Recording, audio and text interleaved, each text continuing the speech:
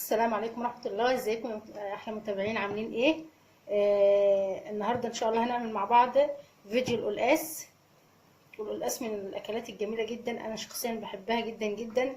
بس يعني انا باكله في كل حاجة، بس بفضله اكتر في شوربة الفراخ البلدي او شوربة البط. يعني بحبه برضو باللحمة، في شوربة اللحمة. ولكن آه، دي تالت رغبة عندي، يعني انا بفضله جدا بشوربة الفراخ البلدي والبط. انا هعمل النهارده فراخ بلدي، هاخد جزء من الشوربه بتاعتها اعمل عليها القلقاس. وعندي هنا القلقاس بتاعي اهوت. آه بصوا بنات، عايزه اقول لكم على حاجه. لما تيجوا تجيبوا قلقاس تشتروه، يعني هاتوا القلقاس، يفضل تجيبوها حبايه واحده حتى لو كانت كبيره. يفضل انكم تجيبوها حبايه واحده. ليه؟ لان انا كذا مره كنت انقي القلقاس، اجيب كذا حبايه يعني، واجي الاقي واحده استوت وواحده لسه، فما بيبقاش كله زرع واحد.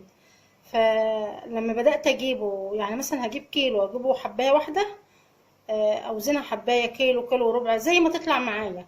بتاخد يعني لو قعدت في السوا كلها بتستوي مع بعضها. لو استوت بسرعه كلها زي بعضها، في الحالتين حلوه. ومعايا انا الخضره بتاعت القلقاس، كزبره خضراء وتوم، ومعايا سلق. السلق طبعا القلقاس موجود في السوق، بس مفيش سلق موجود. وانا السلق ده كنت عاملاه من الموسم اللي عدى، بيبقى جميل جدا. وهقول لكم برضو بيتعمل ازاي. بتجيبي القلقاس السلق، تقطفيه، تاخدي بس الورقه بتاعته تغسليها كويس، وتحطيها على النار بنص كوبايه شاي ميه تغلي غلوه، وتضربها في الخلاط. ده بيبقى بارد جدا، احسن من السلق اللي بيبقى بيتحمر. اللي بيتحمر ده بيعمل حموضه في الصدر، وبيخلي الواحد زهقان كده. اما ده بيبقى بارد جدا في الاكل وفي منتهى الجمال. انا هعمل ايه دلوقتي؟ انا يا بنات حاطه ميه على البوتاجاز عشان خاطر الفراخ بتاعتي تغلي، واوريكم فيها ايه.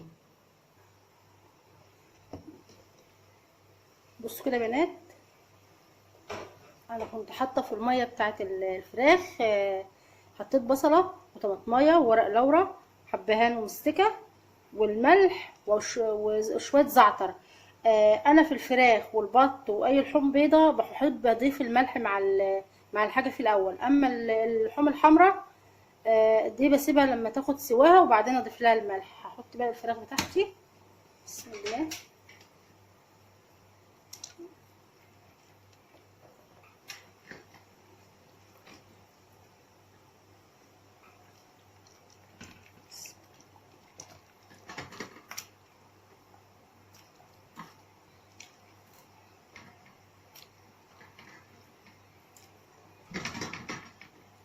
بس كده يا بنات، انا دلوقتي هستنى بقى الفراخ لما تستوي، واخد منها شويه شوربه علشان خاطر نعمل القلقاس بهم مع بعض. بصوا كده يا بنات، انا الفراخ بتاعتي استوت، وشلتها من الشوربه عشان هحمرها في الشوايه. واخدت شويه شوربه صفيتهم عشان خاطر البهارات اللي في الشوربه. وهبدا بقى اهم شيء القلقاس نغسله كويس قوي، تفضلوا تغسلوا فيه لغايه لما تحسوا ان هو بيزيق تحت ايديكم. هسقط بقى القلقاس، بسم الله.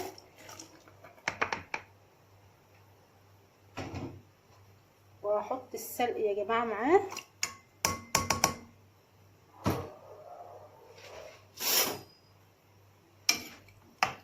هو بتاع السلق مجمد، بس هيفك مع السخونه بتاعته.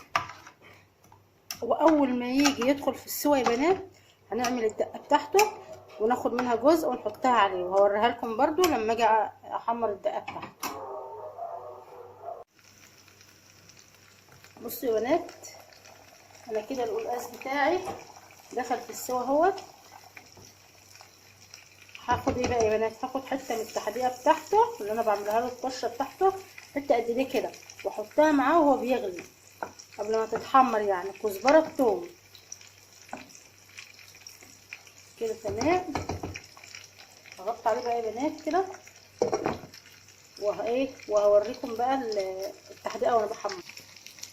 بصوا كده يا بنات، انا حطيت دي بتتحمر اهي. حطيت معلقه زبده ومعلقه زيت، عشان الزبده لوحدها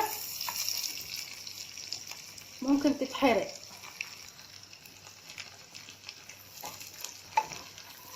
دي بتتحمر بقى يا بنات، بس لازم نحط معلقه الزيت دي عشان الزبده لوحدها زي ما بقول لكم بتتحرق.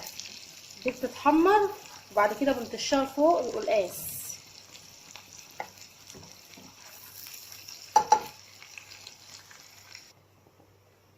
بصوا كده يا بنات، انا خلاص الطماطم عندي احمرت. بسم الله.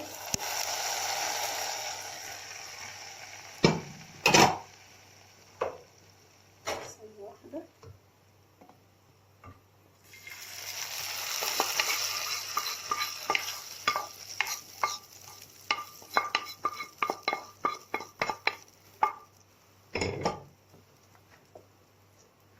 كده تمام يا بنات.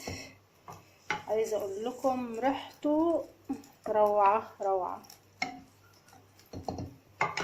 كده كمان خلص القلقاس بتاعي، وعملت كمان هنا رز بشعريه اهوت زي ما انتم شايفين جنب القلقاس وجنب الفراخ بتاعتي.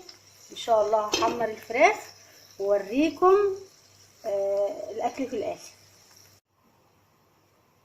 بصوا كده يا بنات، انا كده خلصت الغدا بتاعي زي ما انتم شايفين. اتمنى ان يعجبكم. انا ما صورتش الرز لان كلنا طبعا اساتذه فيه. فاضل بس هحط على القلقاس كده، اعصر فص ليمون عليه.